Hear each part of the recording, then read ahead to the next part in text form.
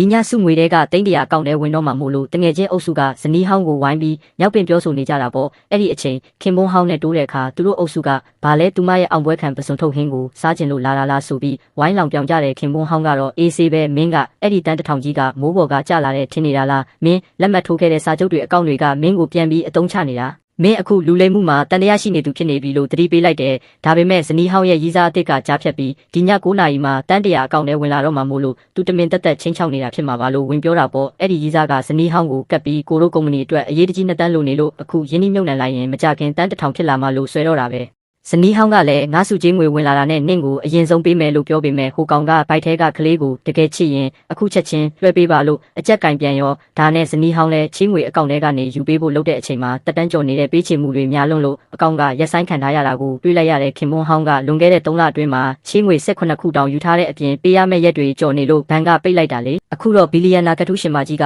2 တန်းတောင်ရွှေ့လို့မရတော့ဘူးပေါ့လို့လောင်ပြီးခနဲ့လိုက်တဲ့မြောက်ပင်ပေးနေတဲ့တငယ်ချင်းတွေကလည်းဒါကိုမြင်သွားတော့တထေးရောင်ဆောင်နေတာလားဆိုပြီးတန်တရားဝင်ကဝိုင်းလောင်ကြပြန်ရောဇနီးဟောင်းလည်းတိတ်ခါကြမခံနိုင်တာနဲ့9 နာရီမှဝင်မဲ့ပတ်စံကိုမစောင့်နိုင်တော့ပဲငွေရမှအိမ်အစ်ကြီးဝယ်မဲ့ဆိုကသူမရဲ့မိဘအမွေဆိုင်အိမ်ကိုရောင်းချပစ်ဖို့အိမ်ရောင်းစာချုပ်မှာလက်မှတ်ထိုးလိုက်တယ်9 နာရီထိုးပြီးမို့လို့စုငွေဝင်လာမှကိုအားလုံးရင်ခုန်စွာစောင့်နေတဲ့အချိန်လူတစုအခန်းထဲဝင်လာကြတယ်ဇနီးဟောင်းတို့ကထီလုပ်ငန်းအဖွဲ့ကနေပတ်စံလာပေးတဲ့ထင်ပြီးဝမ်းသာအားရပျော်သွားကြတာပေါ့ဒါပေမဲ့ထင်ထားသလိုမဟုတ်ဘဲဝင်လာတဲ့လူတွေကချေးထားတဲ့8 တန်းအခုချက်ချင်းမပေးနိုင်ရင်ဒီခန်းထဲကနေဘယ်သူမှထွက်မသွားရဘူးလို့အကျွေးလာတောင်းတာဖြစ်နေတယ်ဇနီးဟောင်းလည်းလက်ဖြတ်သွားပြီးဘာလို့စုငွေကအခုထိမရောက်လာသေးတာလဲဆိုပြီးကြောက်လန့်တုန်ရင်နေချိန်ခင်ပွန်းဟောင်းကပြက်ပြက်တသားပဲပြောလိုက်တယ်အဲ့ဒီပတ်စံကဘယ်တော့မှလာမှမဟုတ်ဘူးအဲ့ဒီထီလက်မှတ်ကအတူကြီးတဲ့ဇနီးဟောင်းလည်းယူမတက်ဖြစ်သွားပြီးသူမရေးစားကိုအာကိုတကြီးနဲ့ဘယ်လိုလုပ်ရမလဲမေးတော့ဟိုကောင်ကချက်ချင်းမျက်နှာပြောင်းပြီးငါနင့်ကိုချင်းငွေတွေယူဖို့မပြောခဲ့ဘူးနော်နင်ကိုယ်တိုင်လူတော့တိုးပြီးကြွားချင်လို့ယူခဲ့တာလို့ခြေဆုပ်လက်ဆုပ်ညင်းပါလေရောမြောက်ပင်ပေးခဲ့တဲ့တငယ်ချင်းတွေလည်းသူမကိုကူရမဲ့ဖြစ်ကုန်ကြပြီးအဲ့ဒီအချိန်မှာထီယုံချုပ်မန်နေဂျာတို့လူစုအခန်းထဲကိုရောက်လာကြတယ်ပြီးတော့စောက်ခိုင်းပြီလို့စိတ်မရှိပါနဲ့